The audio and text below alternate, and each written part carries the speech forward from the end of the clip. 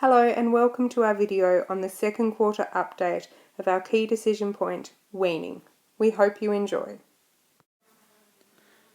Our second key decision point is at weaning time. Our first KPI is 13-week weaning and lambs greater than 25 kilos at weaning time.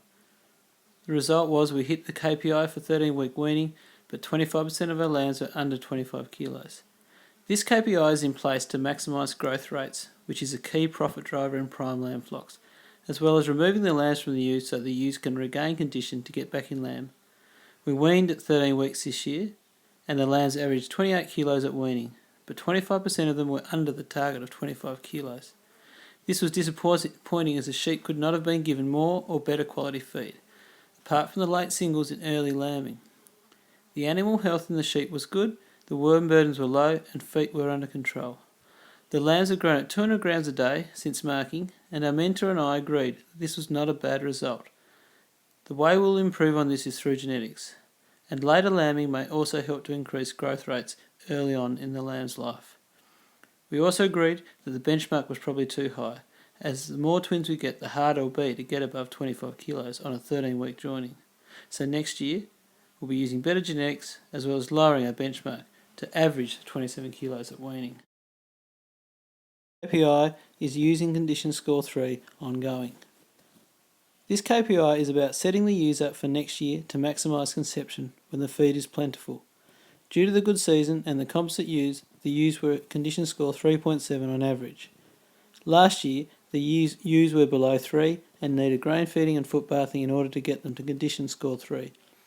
Ewes this year need 10.3 megajoules of energy to maintain condition score, but are on 13.8 ME. We'll be monitoring this KPI monthly and we'll be making sure they are over 3.5 at joining in April. The final KPI at weaning is to draft out the ewes with less than condition score 3 from ewes with greater than condition score 3. We did this and found that 5% were under condition score 3. These are now going on to 15.3 ME of feed, and they should gain 0.25 condition scores in 30 days. So hopefully, within 60 days, they'll gain half a condition score to be up to 3.3. We had insignificant sheep under condition score 2. John, can you tell us how we're tracking with the KPI of Ewe Numbers? We're tracking alright with the KPI of Ewe Numbers. We still haven't finalised that exact number, however we'll be looking at around 5,000 ewes next year. I'm still working through the feed demand calculator with consultants to just really nail that right down to see what's the most profitable thing for our business. It's interesting, the feed demand calculator is showing some great insights into our business, and it really shows that winter time we need to make sure what class of stock we're running through is going to be the biggest money maker in the springtime to utilise that free feed. Winter time, expensive feed; springtime, free feed. So we just really got to make sure we've got our numbers right. At this point in time, we're looking at getting another 1,000 ewes. Thank you for watching. We hope you've enjoyed it and maybe you've even learnt something. Remember, you can always go to MLA for more information and some great tools to help you with your farming. Cheers!